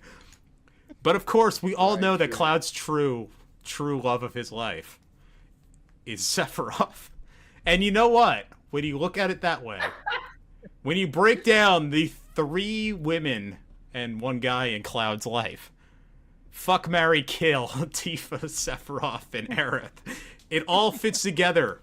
This is Nomura or whoever, Nojima, invented fuck, marry, kill in 1997. So, if we were just to go and break this down by like the canon list, Titus and Yuna are at the bottom, I think. Yeah. Yeah, I mean, 2 of us put it at the bottom. That's kind of definitive. Yeah, it is definitive. So then what we have? Do we have any ties of 3s? We don't.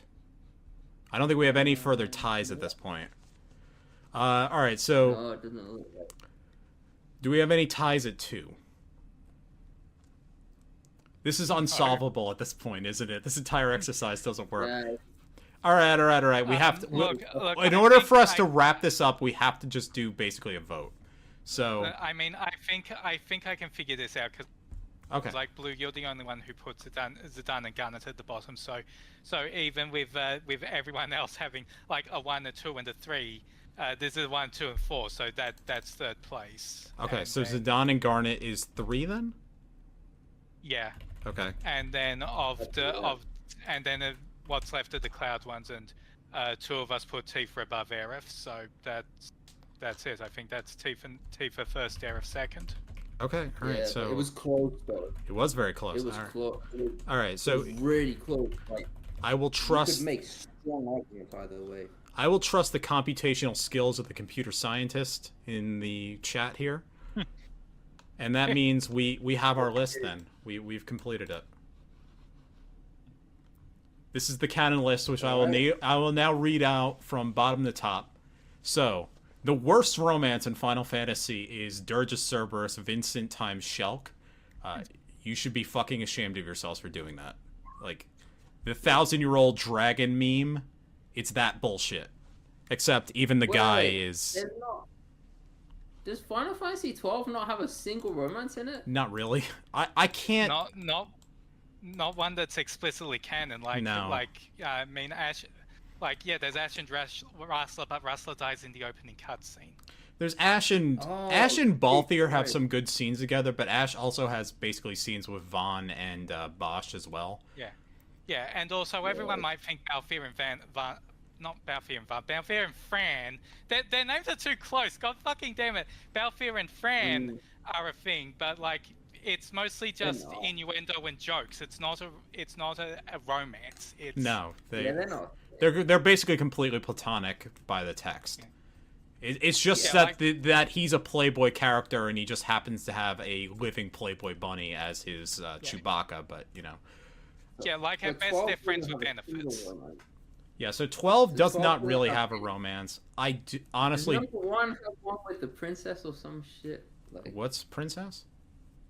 In Final Fantasy 1, there's a princess in it, right? Yeah, but there's no. Garland kidnaps a princess and that's it. There's Final Fantasy 3 kind of has Lunith and what's her name? The girl that dies. Like just but it's like the barely point a thing. Of it, yeah, I think there are a lot of jokes on the wiki about Garland Xera, but that has never ever canonically been a thing until Stranger Paradise. Oh, is that actually a thing in Stranger of Paradise? Yeah, but like because of the cycles and stuff, I don't really want to count it and stuff. Okay. But like a lot of what Jack goes through is because he does fall in love with Sarah in one cycle and wants to stop doing this shit. Okay. Oh, we missed one. What? We missed one. Does it count? 13-2. The villain and the girl he's destroying. What, Caius and Jewel? No, I'm not. I won't count that. No, Caius is like her dad. Okay. Well, that's... No, we already have Vincent times Shulk. I'm not doing another one of these lolly old guy things. Like, this, fuck that shit.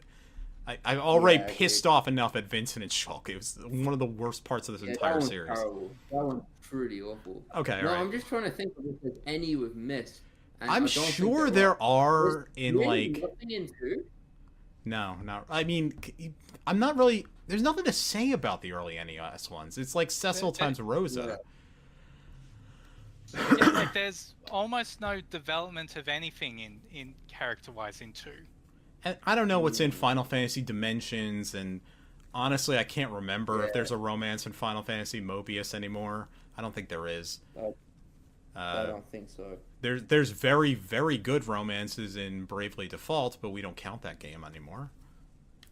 Yeah. Those would be in my top 5, and sadly, they're not here. Yeah, I mean, like Adir and Ring a Bell is very good. Yeah, yeah. Those are fantastic. There wasn't anyone else in 4, right? Like, Kate. there's a bunch of like. Well, no, but because we discounted, we didn't count ones that don't have arcs, and in 4 at least, most of the relationship status is static. Like, I guess if you go into the after years, you can do there's something going on between Edward and his secretary. I don't want to actually try and rank that because I do not want to remember the plot of the after years. And Final Fantasy V doesn't really have a romance. There's like one scene of Bart's and all 3 girls, but nothing really happens at any point. Bart's and Galoof do see Faris naked, though. I mean, there's that. Yeah, there's that joke about how Bart's might be into Faris. Oh no, it turns out Faris is male. Ooh, wait, sorry, Right. no, it turns out Faris is female. It was the other way around. But that wasn't really a romance. Yeah. Yeah, they see Faris naked, and then they don't realize that Faris is a girl, which is interesting stuff. Anyway, I want to... Let's wrap this up. Let's just go and do the list that we have, and if there are any major, incredible romances that we've missed, feel free to write in. So, we don't even have an email address you can write into. Just go to the Discord and yell at me. All right, we're going to go do the ranking. It's 21 romances that we decide to count. The bottom one is Vincent times Shulk. 20 is Spirits Within, Gray times Aki. It's really, really, really bad. You watch that movie, it's the worst thing in it. Final Fantasy 13-2, Null times Yule.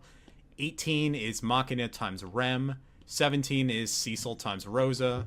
16 is Noctis times Lunafreya. 15 is Clive times Jill. 14 is Delita times Avelia. 13 is Waka times Lulu.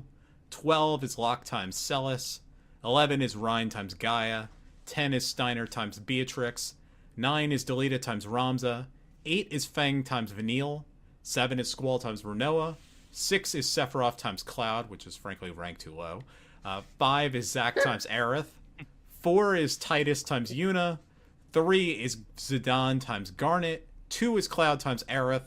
And number 1, thus finally solving the shipping argument for all time, we also did that in this podcast, turns out, is Cloud times Tifa. Yep. And that's it. That's the I canon will list. say, considering that one of the lowest ones is Cecil times Rosa, which I didn't really think would be that low. Final Fantasy doesn't have a horrible track record of this. Like, when you put the list up like that, and you realize that one of the weakest ones, honestly, isn't that bad. Like all things considered, there's also kind of there are sometimes. I mean, like, these are fairly in flux, and not possibly the most solid opinions we'll ever have, but also for a lot of things, sometimes bad does actually feel better than not being there, and Cecil and Rosa is not being there. Yeah. Yeah. And you know, there is kind of a historical track you can see here, because Final Fantasy VII ends up having this like romance mini game aspect, and then they realize that that builds such a large fan base, particularly a female one, into the series. So then you end up having Final Fantasy VIII with Squall Times Renoa, which I feel like might have a little bit of Titanic influence on it, possibly.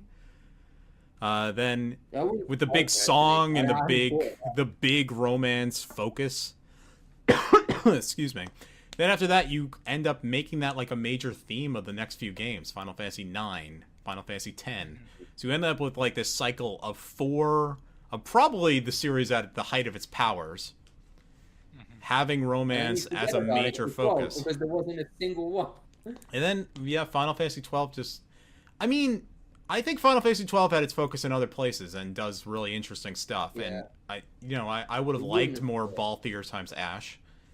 Like 12 has it, but because when we are only including things with what were at least intended to be properly full-formed arcs, 12 doesn't really get to be in there, because a lot of the romances are either like doomed at the very start or just pre-formed and kind of static. Yeah. So basically, they kind of bring it back for 15, kind of. But as you can see from where we ranked it, and they're fucking bad at it. Yeah.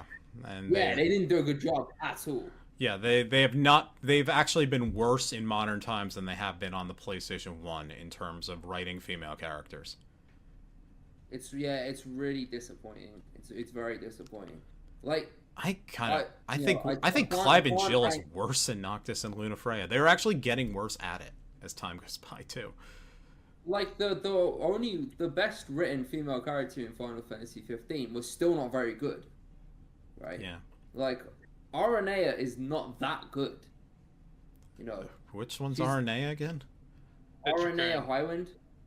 Oh, the Dragoon. Oh, I forgot all about her. You're not counting Sydney like as the best written female character in that game? I'm not counting Sydney as the best written fucking anything. Okay. Exactly. All right, I guess a character design is not writing. I remember with Sydney, it was so funny, right? Around the time Sydney was, when Sydney's character had just been released, and there was everyone was saying how like, oh, she's dressed so poorly, right? Because her outfit is so covers so little skin and is so skimpy, and no one would actually go out with an outfit like that. And there was people gaslighting in response, saying, no, this game is supposed to be set in like southern United States, right? And everyone there is dressed like that. And then a few years later, I moved to southern United States, and I can tell you, no, they're not. Like, they're not fucking dressed like that. What are you on about? Like, mechanic women in the southern United States still do not want to spill oil on their tits. Like, Exactly. They based her character arc on like a Britney Spears burger commercial. So, you know, it's not based on anything real. It's nothing, all right? And Jill fans out there who are listening, what I said about Sydney applies for your girl too. Just because she's pretty does not mean that she has a character arc. See, I saw people, you know, again, I didn't play the game, so I can't comment. But I saw some really positive responses to Jill and Clive at the time. I have no idea I don't know what game they played. I'll just say. I just remember people. I remember there was definitely a fan art scene around it, but I remember people really like reacting to that one positively. Clive is an extremely well acted and well created character, and the fact that he is so well done makes Jill, who may not even be that bad in terms of Final Fantasy protagonists, the fact that like they go so much harder with him, like he's such a he's pushed to the limit of what modern video game production is, and then she is just in the background of scenes. She's just standing there and does not talk. Yeah, I can see that.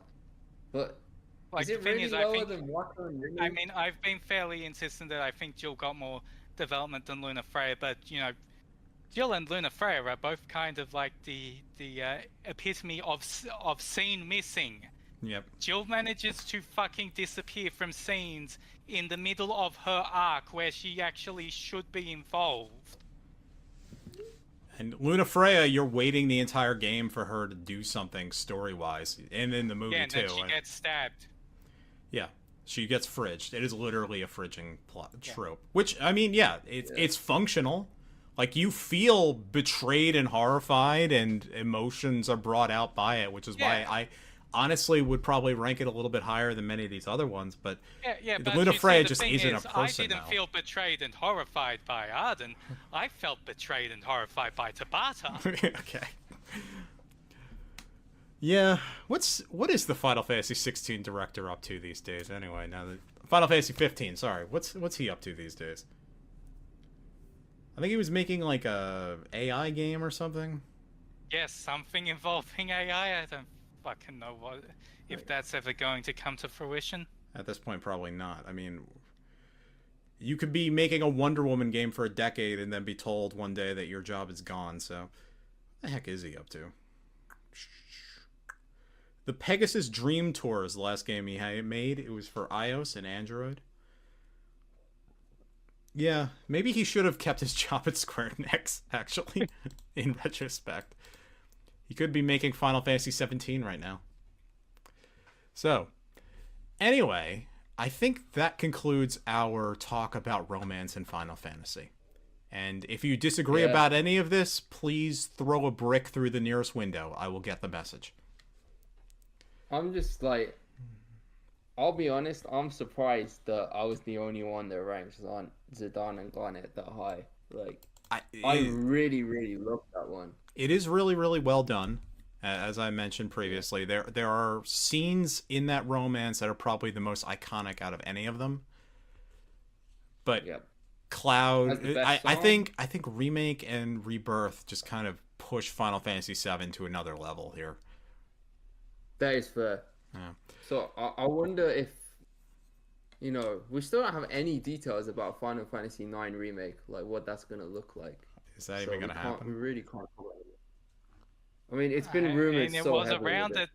It was around in databases at some point. Who fucking knows? It's been rumored so heavily that I can't see it not happening. But it must have been rumored for years now, right? It may have been canceled at this point. I mean, Square Enix did cancel a whole bunch of projects last year, so. Well, Final Fantasy IX is a beloved game. You gotta believe that they would remake that at some point. Who knows? Maybe it'll be a Switch 2 launch game. I don't have any actual knowledge on that. The one thing I do have knowledge about, I am sworn to secrecy on and cannot talk about. And that's not even Final Fantasy relevant. I'll just let you know that much. So I think we should wrap this up because it's getting fairly late now. And we're nearing 2 hours. So this was the Final Fantasy Wiki Podcast. We are a monthly show where we talk about Final Fantasy related things. Next month, it's St. Patrick's Day, so we'll be ranking Final Fantasy drunks. Number 1, SomeHighwind. And that's the list already done. So yeah, that's it. Our music... Sorry, what? Who else was there as fun as Final Fantasy drunks? You know what? You have homework to work on for next month. I want to wrap this up. Yeah, go on. So our music is La Montaña de los Jovenes Caballeros, which is by XPRTNovice off the OC Balance and Ruin soundtrack. It sounds a lot like Mount Koltz from Final Fantasy VI, but legally, who's to say if it really is? I don't know. I'm Blue-nobliterator. I produce and do the show and that sort of thing. If you would like to call us back, we don't have a phone number and we don't have an email. Just come to the Discord and throw a brick through a window. And that's it. I'm going to go to sleep. I'm wrapping the show up. Good night.